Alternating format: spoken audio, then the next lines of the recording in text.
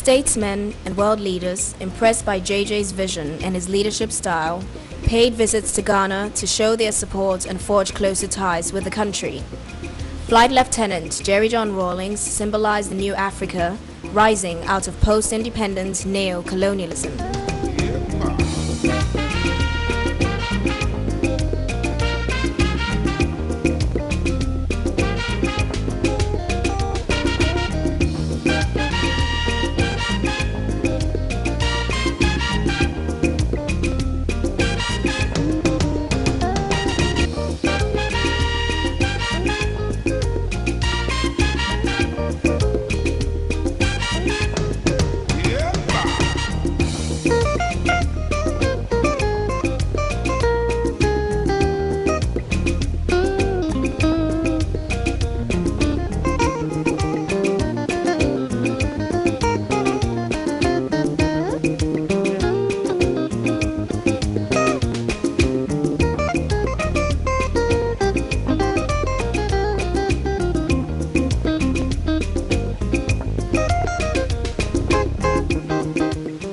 The struggle for Africa's liberation that began with the Founding Fathers was not to be forgotten. The former president of the Republic of Tanzania, Julius Nyerere, was awarded Ghana's highest honor, Order of the Star of Ghana, for his contribution to Pan-Africanism.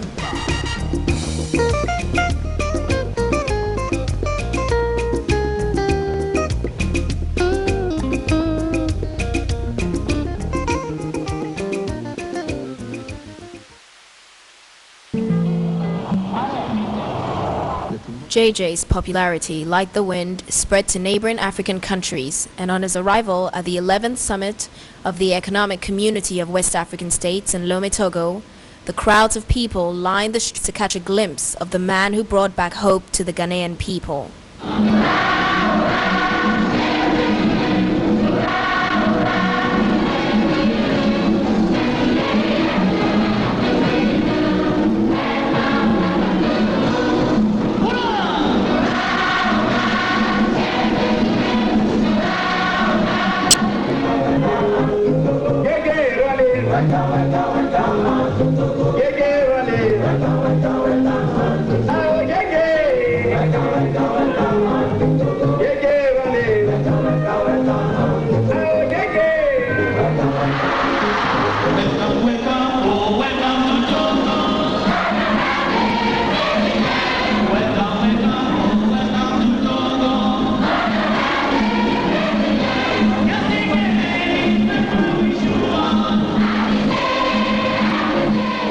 At this summit, West African leaders continued with the objective for an economic community.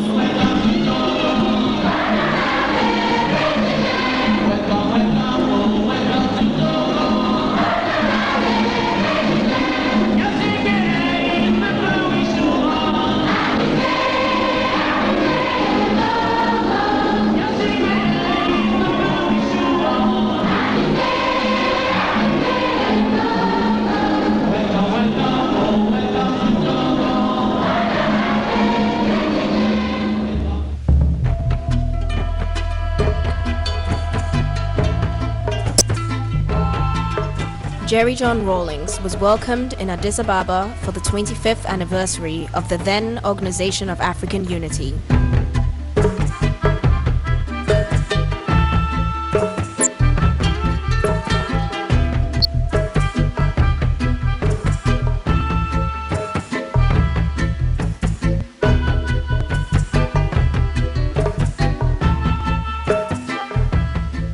He reiterated Nkrumah's dreams of Pan-Africanism and the continued struggle for a united Africa.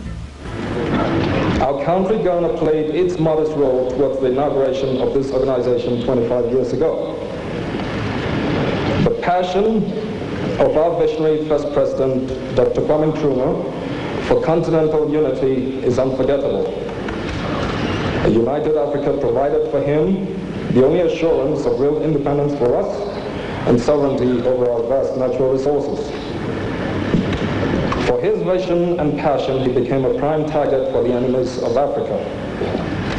With his view that the independence of Ghana is meaningless without the total liberation of Africa, Dr. Nkrumah subordinated the independence of Ghana to a struggle for the liberation of the whole continent. He paid the price for his visionary zeal and boldness.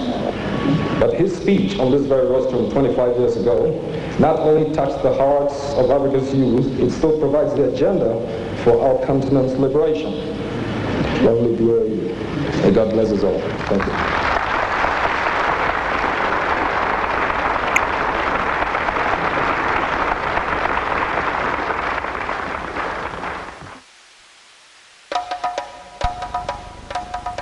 Back on the home front, the process of economic recovery continued, and contact with the grassroots maintained.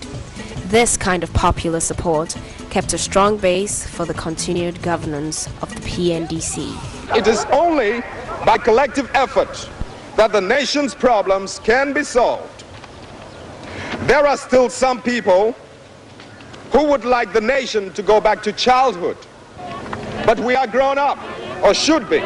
We're supposed to be old enough to realize that the nation is now paying the rest of the outstanding bill for those easier days when so many of our resources were squandered.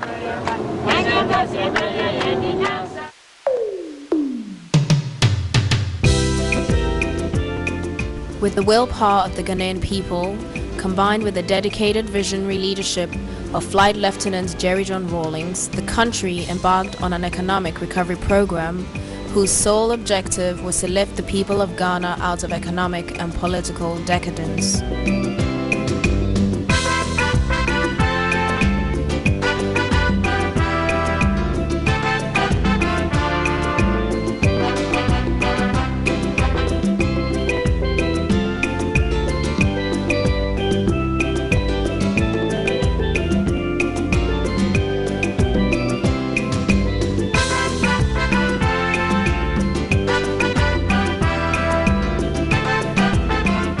The country's transportation network, which had virtually ground to a halt, was revitalized under the PNDC government through the rehabilitation of old roads and the construction of new ones to link the sources of production to places of export and to assist in the easy movement of people.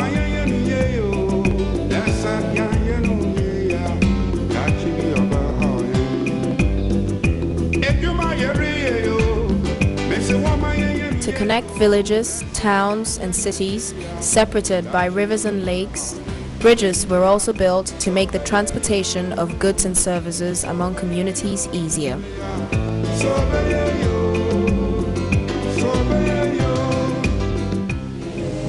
This bridge, which we're commissioning this morning, is a long-term investment to benefit our generation and its successors.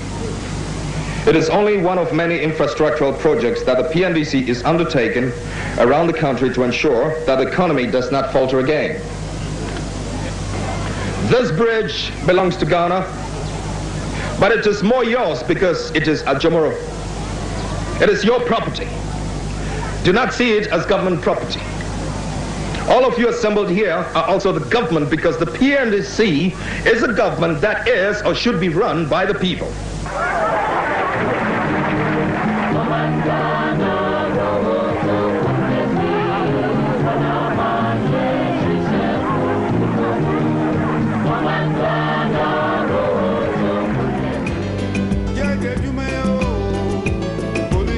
Electricity, which was previously enjoyed by few, was now available to more citizens of the nation.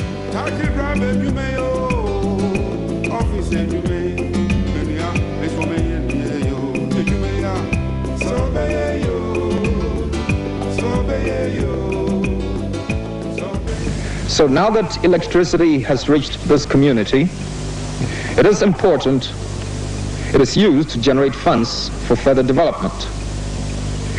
This area, as you know yourselves, is rich in resources. It has extensive clay deposits and also deposits of oyster shells, both of which can form the basis for the manufacture of a variety of products: ceramics, building materials, lime, abrasives, etc. The existing Gari processing industry can be expanded and other agri-based industries can be developed.